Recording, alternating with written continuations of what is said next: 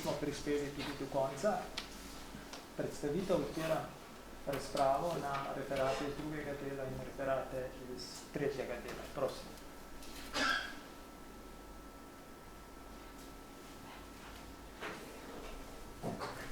Izvoljana. Samo kot je bilo rečeno tukaj. Ja.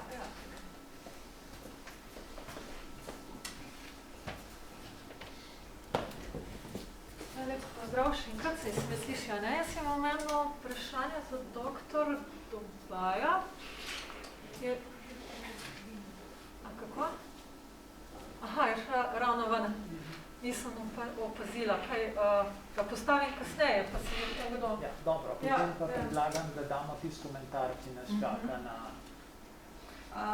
Na Facebooku imamo najprej en komentar, ki se veže sicer še na prvi sklop predavanj. Poslala ga je dr. Petra Spolšak in sicer prav takole. Begunci med Prvo svetovno vojno je pravzaprav zgodba o družbeni neenakosti in revščini kot osnovnemu elementu njihovega bivanja, delitve beguncev na tiste, ki so živeli in taboriščih ali imeli možnosti za življenje v kolonijah. Tako da je bil ta komentar. Potem imamo pa še eno vprašanje, ki se veže na predavanje dr. Cergol in dr. Selišnik. In sicer, ali ste naredili tudi analizo primerjave elite v posameznih obdobjih, če banaliziram 1% 1908, 1918, 1931. Tako, nazaj, ne? Ja. Hvala za zanimivo vprašanje. Nažalost smo bili vsaj za ta referat oziroma do tu vezani na specifičen vir iz leta 1908, torej ta volilni imenik, ki nam na lahek način omogoča videti, kdo je sodil torej tisto najbogatejšo skupino ljubljanskih meščank in meščanov. Potem se ta volilna zakonodaja se spremeni, ni več teh volilnih razredov, tako da potem številke naprej za obdobje po prvi svetovni vojni niso več primerljive. Je pa ideja, da bi se na podoben način raziskovalo, se pravi, če bi dobili nekako podatke o davkih, se pravi o plačevanju progresivnih davkov skozi različna časovna obdobja, če so seveda podatki kolikor toliko primerljivi, ampak smo se še pogovarjali, da je to zelo zahtevno pravilo in tudi viri težko najdete vire in če ima kdorkoli, kakršnokoli sugestijo v tem smislu, bo zelo dobrodošla, tako bom rekla. Tako da ja, zaenkrat. No, ideja je, da bi se raziskovalo torej te progresivne davke skozi čas. Zdaj je pa še vprašanje, ker je dr. Dobaj prišla nazaj in sicer Urška je omenila ta pristop top-downa, ne? In sama se razmišlja, kaj bi se lahko v zvezi s tem ugotovilo glede gluhonemih. Obstajajo kakšni viri, ki spriščujejo, recimo, ki vsebojejo pričevanja otrok, ki so bili vključeni v te stanove in ne samo otrok, še nekaj me zanima staršev, kako so njihovi starši vse skupaj dojemali, ker kot vemo, so danes recimo starši kakšnih teh posebnih skupin otrok zelo angažirani v boju za spremembe. In zanima me, če je bilo kaj podobnega tudi v tistem času, če ste mogoče zasledili. Hvala. Leta nazaj, ko ste se Se bo slišalo.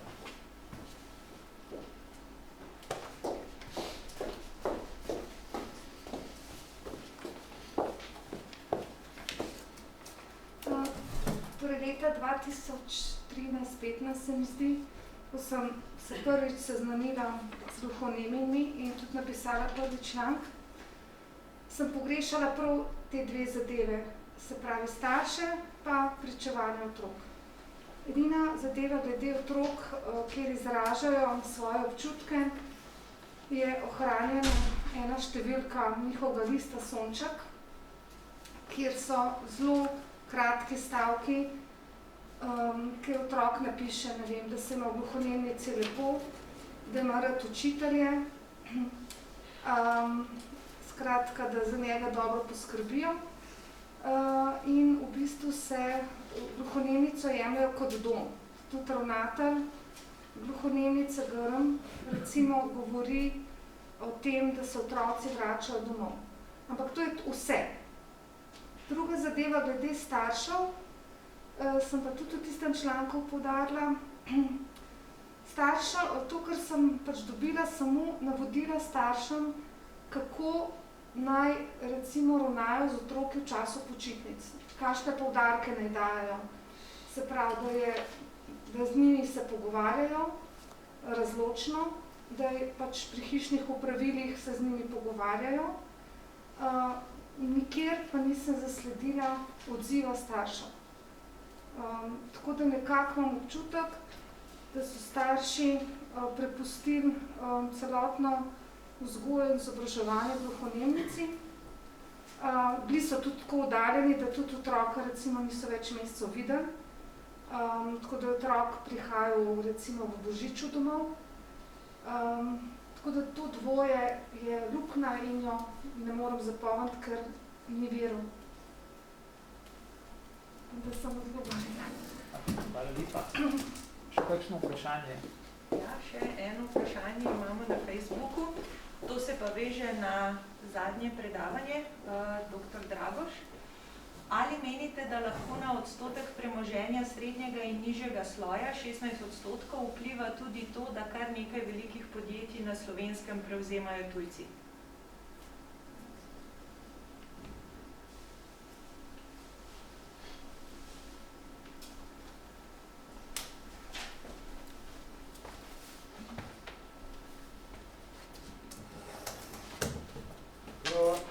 Najkrajši, najbolj vredostojni odgovor je, ne vem, se s tem ne ukvarjam, jaz sem to povzel iz tega vira, Slovensko nepremičninsko združenje. Kolikor se vas spomnim, je pa v njihovem prikazu odgovor ne.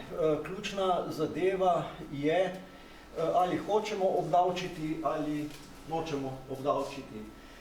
Dolgo časa, namreč premoženje, mi imamo problem že z dohodki, obdavčitvijo dohodkov, spomnite se socialna kapica, to je mantra od začetka osamosvojitve. Nihče pa se ne pogovarja o, bi rekel, socialnih nogavicah, kaj podobnega. Sam socialna kapica, odpustek tistim, ki imajo največ. Zakaj? Zato argument za socialno kapico je, zato, da bi tisti, ki imajo največ, da bi jih še bolj nagradili, da bi še bolj delali in tako naprej. Pa imamo bančne luknje pa tajkunske prevzeme. Argument je zato, ker imamo relativno nizko stopnjo neenakosti, da je treba povečati, to je socialna kapica, neenakost, da boste lahko tiste, ki več delajo, ki so boljši in tako naprej, bolj nagrajevali in podobno. In v tem so menedžerske elite tako rekoč vse skozi bile enoznačno za. Podobno kot so zdravniške elite, velika večina vse skozi bile in so enoznačno za destrukcijo javnega zdravstva in privatizacijo. To je glavni problem. Seveda, hočem reči, to je čisto legitimno. Problem pa je, da morajo državne politike na posameznih področjih nekaj s tem narediti, one pa nočejo. Zaradi tega nimamo obdavčitve premoženja, celo pri dohodkih imamo povsem zgrešene erozijo, bi rekel, progresivnosti. Mislim, ta obdavčitev premoženja, da ali pa ne, saj vidite, mi smo, recimo, eni od prvih smo tudi bojkotirali tiste mednarodne pobude za finančne transakcije, obdavčitev finančnih transakcij in tako naprej. Tako da, to je stvar naših političnih elit. Hvala. Naslednje vprašanje. Mojca, si ti rok, ne? No, če ni nobenega, jaz imam zdaj ne vem, če nekaj vprašanje, nekaj pa komentarjev. Nekaj je na referat Ane Cergol, pa Irene Selišnika, ker se mi zdi zelo zanimivo, da ste izpostavljali tisto vprašanje, ki je v študijah nacionalizma ali pa nacionalnega opredeljevanja v slovenskem prostoru pravzaprav povsem prezrto. In to je temeljno vprašanje, zakaj se podjetniške elite, zlasti pri bolj ambicioznih podvigih praviloma uvrščajo v nemški kulturni krog. Ne bom rekel v Nemce, ampak v nemški kulturni krog. Zakaj ne? Zakaj je pri njih prepričljivo slovenske nacionalne ideje slabše? Tega vprašanja pravzaprav nobeden od kolegov, ki se ukvarja z nacionalizmom, ne problematizira. Vem, da ga češki kolegi ga problematizirajo. Pri nas je to prezrto vprašanje. Tu bi potem nadaljeval še s tem, da poleg te samoidentifikacije, samoprepoznavanja, je vsekakor v teh zadevah, kar tu pa gre neposredno na vajen referat, pomembno tudi, kako te vidijo drugi, prepoznavanje. In ta del se da vsaj v srednjem slovenskem prostoru lepo videti po letu 18 z uvedbo sekvestracije. Sekvestri so bili decembra, jih je narodna vlada odredila leto 18 zato, da se blokira prenos kakršnega koli premoženja, za katerega je obstajal sum, da bi bil lahko prenešen v tujino. In te sekvestri so bili potem postopno v letih 1920 uvedeni in primer, ki ga je delal Željko Oser na primeru Maribora, pravzaprav pokaže, da je bil kriterij, kako so vas videli in kam so vas uvrščali, bistveno bolj pomemben od tega, kako so se ljudje opredeljevali. Kako so uradniki videli dotičnega podjetnika in tudi kako globoko je to šlo. V Mariboru se kaže, da so celo lastnike lekarn, s katere so smatrali za Nemce in so imeli enega, dva ali pa so celo samo sami delali v teh lekarnah, so jim pravzaprav pisali sekvester za njihovo premoženje. Tu bi se lahko skrival tudi en odgovor, kdo se je izselil in zakaj se je kdo izselil. Ne, toliko samo kot eno opozorilo pri metazate. V tvojem izvajanju sem zasledil oziroma se mi je porodilo eno vprašanje, ki je pravzaprav paradoksa. Ti govoriš na eni strani, da so kmetje pojmovani kot sovražniki napredka, kot umazani, kot nosilci recimo nekega tipa razvoja, ki ni zaželjen. Ampak ali ni to v čistem nasprotju s prevladujočo nacionalno ideologijo, ki istočasno te iste kmete slika kot nosilce avtentične narodnosti? Kako gre to skupaj? Umazanija in avtentična narodnost. Ali gre tukaj za več različnih ravni? Ni ga, ne na liberalni strani, ne na katoliški strani ga ni, ki bi v političnem besednjaku ne izpostavljal kmetstva kot temelja slovenstva in to še gre globoko v 20. stoletja. Ni samo nekaj, kar bi bilo samo za konc 19. stoletja znano. Potem imam še eno zadnje vprašanje za kolega Dragoša. Namreč tisti prvi slajd me nekoliko intrigiral, ker navajaš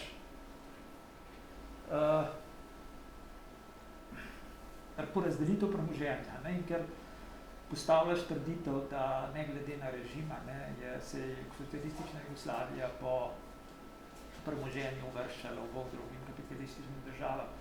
Mene bi tukaj pač preprosto zanimala metodologija teh dohodkov. Čisto preprosto, ker za kapitalizem vemo, da glavnina razlik, družbenih razlik ne nastopa na osnovi dohodkov, ampak na klasičnih plač, ampak na osnovi kapitalskih dohodkov. Ti so tisti, ki so skriti v očem javnosti in ki prinašajo pravzaprav največje družbene razlike. Prav gotovo za socialistično Jugoslavijo ne moremo reči, da so ljudje uživali ne vem kakšne kapitalne dohodke. Maksimalni kapitalni dohodek so bile obresti, ki pa jih je inflacija pravzaprav pridno žrla že od 70 let naprej, tako da tudi to lahko izključimo. Zanima me samo, ali je ta primerjava pravzaprav sploh adekvatna. Samo toliko. Mislim, da gre za nesporazum.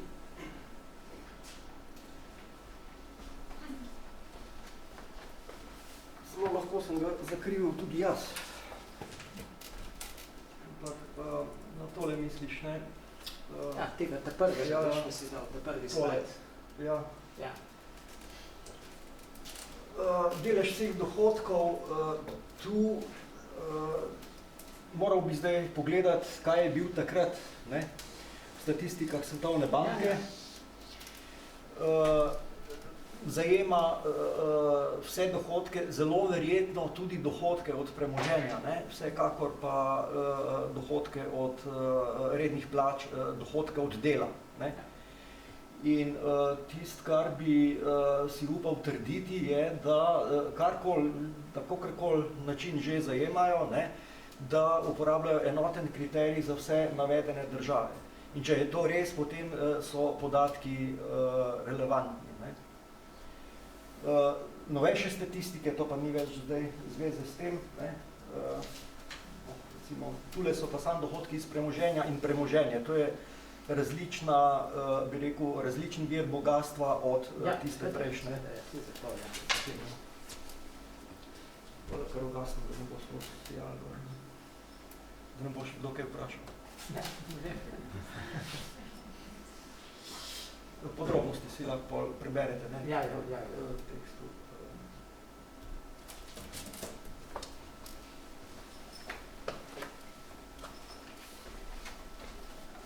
Res bi vendarle dala en komentar na to, na vprašanje. Ne? Zdaj, verjetno je, se moramo vprašati, koga beremo. Ne? Ali so zdaj to politiki, ali so zdaj to zdravniki, neke terenske sestre, ki delajo popise razmer na,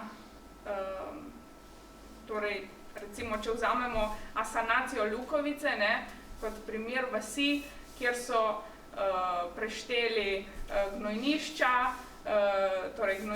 kakšne so zreznice, kdo ima stranišče, kdo ga nima, a ima leseno, koliko je oddaljeno od hiše, ne. Potem to je recimo primer ene zaključene, torej kot ene celote, ki je potem bila deležna neke reforme, ne, vodene od zunaj. In seveda potem komentarji na to, kako so si kmetje spet po svojih, oziroma prebivalci po svoji pameti spet prikrojili, ne. Potem imamo recimo v reviji Zdravje, ne, ali pa opisi o tem, kako še vedno sobivajo živalmi, ne. Kako sobivajo, da jih ne morejo prepričati, da naj vsaj teleta po zimi, ne. Tako da, verjetno eno je leporečenje, ne, kdo je temelj in kaj je temelj in kdo je klen, ampak realnost, ki jo vsaj ti viri kažejo, pa verjetno gre bolj v to smer, da so bile pač te higienske razmere in socialne razmere na podeželju zelo slabe, no. Ja, se bolj me je zanimal, veš, tvoj komentar, ker s to dilemo se jaz srečujem že od svoje dizertacije naprej na to dvojnost, ja, ne. Pravzaprav zlasti, če se gleda uvajanje dosežkov agrarno-tehnične revolucije, ne, to je pravzaprav ves čas eno samo poslušanje o kmetih, ki se močejo čisto ničesar oprijeti, ničesar se naučiti, čeprav gledano na dolgi rok se pa vse zelo spreminja, ne. In ja, mislim, ideale, ki so jim jih postavljali, so bili precej težko dosegljivi, ne. Ja, seveda. Dokler ni infrastruktura, torej javna infrastruktura, vsaj delno sledila, je bilo pač ene stvari čisto nemogoče uvajati, ne. Tako da razlika, torej socialna slika slovenskega podeželja bi si upala trditi, da je bila zelo žalostna. Ja, pa si tudi literatura, beletristika potrjuje to, če Hladnika berete kmečki romana, ne, tisto njegovo knjigo vam več kot jasno pravzaprav pove, da večina teh ljudi slika kmečki svet kot neotesan, robat, zaostal, umazan in karkoli je še vsega. Ne? Recimo, mislim, zanimivo branje pač ta slovenska vas na Dolenjskem, ne, Möderndorferja, ne. On je sicer ideološko seveda opredeljen, ne, niti ne slika, ampak pač verjetno nek statističen prikaz okolja, ki ga je kot učitelj obvladoval, je vendarle en vzorec, ne, zanimiv. Se strinjal. Ja. Dobro. A lahko samo nekaj dodam, glede tega pogleda, te idealizacije kmeta na drugi strani, ki se pojavlja v diskurzu, tudi evgeničnem, ne samo recimo slovenskem, ampak vse jugoslovanskem v tistem času. Mogoče je to bolj odraz primerjave z drugimi narodi, ne? V kontekstu neke mednarodne primerjave se mogoče v imaginariju Slovenci postavljajo na stran kmetom, nasproti med gospodom in tako dalje. In mogoče je to v ozadju tovrstnih čisto ideoloških predstav. To je moja ideja, da mogoče to zade. Ja. Dobro, to je še stvar nadaljnih raziskav. Ja. Neko polje, ki je lahko odprto še za naprej. Dobro, še kakšno vprašanje? Komentar? Imamo še kaj preko Facebooka? Nič. Ja, dobro, če ne, potem bi se vam jaz zahvalil za udeležbo. Nekaj, kar smo predvidevali že na samem začetku, da so družbene razlike in revščina kot eden od teh pokazateljev družbenih razlik, pravzaprav zelo živopisna zadeva, kakor je živopisno tudi samo življenje z velikimi podobami in da gre pravzaprav za nikoli izčrpano temo. Jaz upam, da če nekaj drugega, da bo ta naš razgovor in sledeč zbornik prinesel vsaj zavedanje o nujnosti raziskovanja tega področja, o nujnosti posodobitve naših metodologij in pa predvsem o nujnosti posodobitve naših konceptov, ko se lotevamo teh novih vprašanj, kajti vzorov je v širnem svetu ogromno. In če bomo vsaj en majhen korak storili z zbornikom, ki bo išel v današnjem razgovoru, mislim, da bo to veliko narejeno. Hvala lepa. Hvala.